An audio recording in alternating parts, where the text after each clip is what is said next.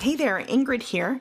Today we're going to do a little bit of faded stenciling today. First off, I want to add just a little tiny bit of adhesive here just to the back so that my project stays put. If you've done any stenciling with me in the past, you know probably the most important piece of information to remember is that you need to have your stencil properly secured down.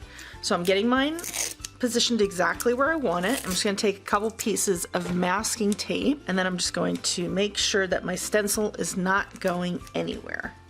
This is the same whether you're using embossing paste, whether you're using acrylic paints, it doesn't matter. You just want to make sure that your stencil stays put. So we're going to use 3 different inks today. We're going to use Tattered Rose, Victorian Velvet, and Dusty Concord. And I'll start off with my lightest shade, which is the Tattered Rose. Want to get my sponge tool properly coated here, and I'm going to start a little bit more towards the center of my project, but I'm going to make sure to start off because the very first time I place this down, that's the most pressure I'm putting down and the most ink that's going to be released. So I just want to make sure to get a good coating here, and you can also pounce your stencil down if you want. Doesn't really matter how you apply it. The key when doing a faded look is that you want to make sure that the bulk of your color is concentrated more in one area and kind of fades as you go outward. So I'm spreading this color outward, and this is my lightest shade if you recall, and I'm being careful to leave a little bit of white also because I don't want everything to have some color. That's kind of key too. Notice I'm just kind of concentrating more towards the centers here and kind of leaving the perimeter white. And then kind of going in a circular motion here. Next, I'm going to use Victorian Velvet. This is a slightly darker shade.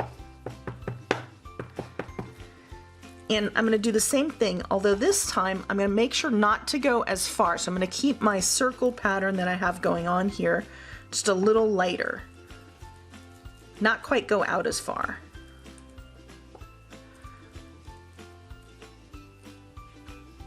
Now, if you're not sure how this is going to look, one of the reasons I always secure my stencil down in 2 spots is I can always lift up one side but leave the other one down, and that way I can easily put my stencil back down. You can see how you have that fade going, and then you have kind of those multi-tones, and that's really key in this project. Next up, we're going to go to our darkest shade, which is Dusty Concord, which is actually a pretty dark purple. So I'm going to kind of keep this a little more to the lighter side and just lightly add it. I don't want to add too much color here, just a little tiny bit. A little more concentrated here in the center. And then we'll lift this back up and we'll check that out. And that looks pretty cool. I like that. I think I want to have a little bit more concentrated here, just so it's a little bit darker. Making sure that my stencil's laying back down exactly where it was. Right there, perfect. And let's just get part of these. Making sure to just get part of these diamonds in here. Now, just like with anything else, I'm gonna come back in with my lighter shades. So I'm gonna come back in with the Victorian Velvet and just kind of get a little bit more of a smoother blend here. Remember, I want to make sure that I'm not going all the way outward, and then back in with the Tattered Rose as well. And let's just kind of work off this color here, because any ink that's left behind on your stencil is still live ink. So if I come back in with my lighter sponge and I have a darker ink here, it's going to go onto here, so I'm going to spread it. So I want to make sure not to do that too much. Just going to add just a little bit of lightness here. Perfect.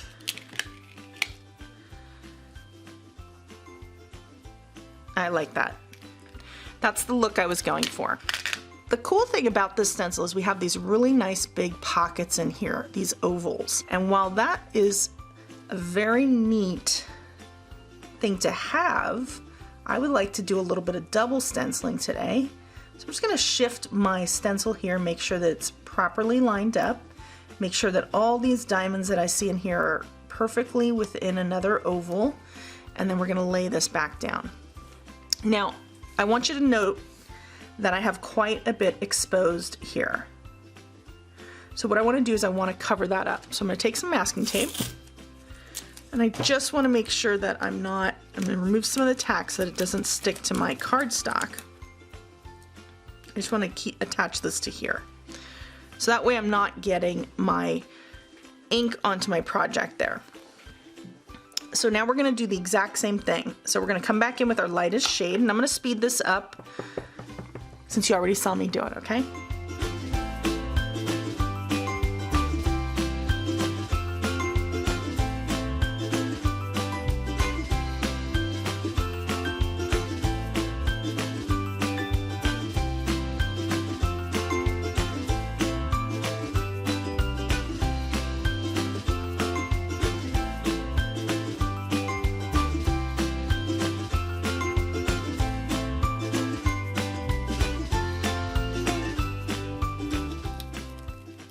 So here's the big reveal, and look at that. I love it. We have a beautiful double stenciled background, and then we have that real nice fade going on to the edges, and you can see how we kind of have those partial diamonds, which is really nice, and that's just a really beautiful look and quite popular and trendy nowadays. Now, to assemble our cake, I've gone ahead and cut them out using the coordinating dies for this stamp set, and to put the cake and everything together, I just want to show you, I used a piece of cards, just scrap cardstock, and I used that actually with some glue, some of the liquid glue, which I find awesome because you can move pieces around. It makes it nice and easy. And that way I was able to just kind of stack my cake together. And then what we'll do is we'll add a little bit of double-sided tape here on the back. You could also use, you know, glue if you wanted to, but I don't want to put this down and have glue get everywhere. And I'm going to arrange my little sponge sugar pieces, which I think these are meant to be streamers, but for me they're going to be sponge sugar. And so there we go.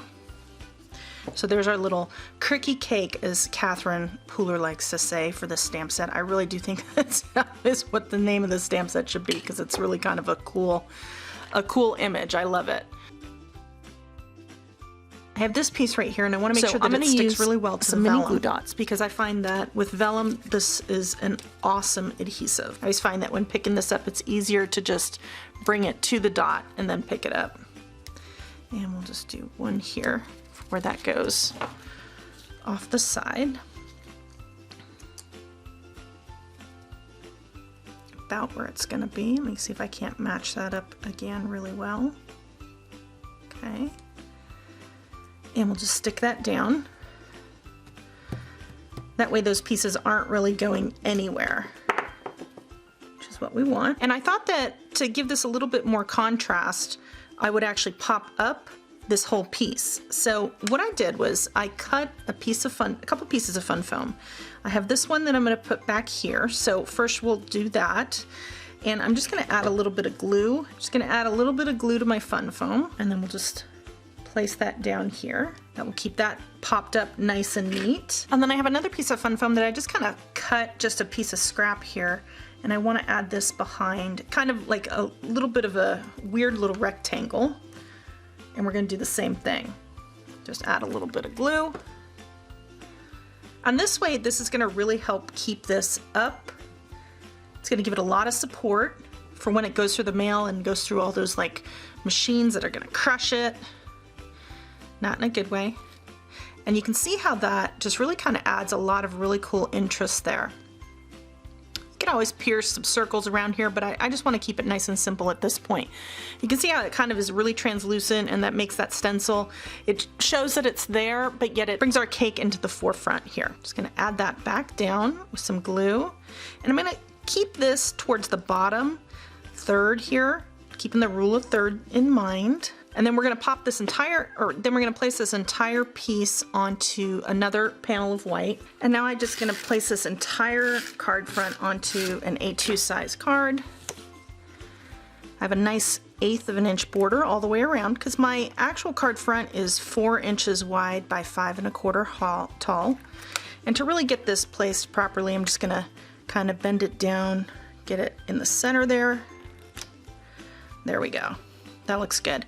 So you can see here we have a nice simple background. I wanted to keep it a little bit, you know, more on the clean and simple style. And I have these kind of iridescent white sequins that I'll place around. So I've got my placement, and I've already adhered most of mine down. I just wanted to show you kind of how I do this. I take my quick sticks tool and I pick one up where it's placed.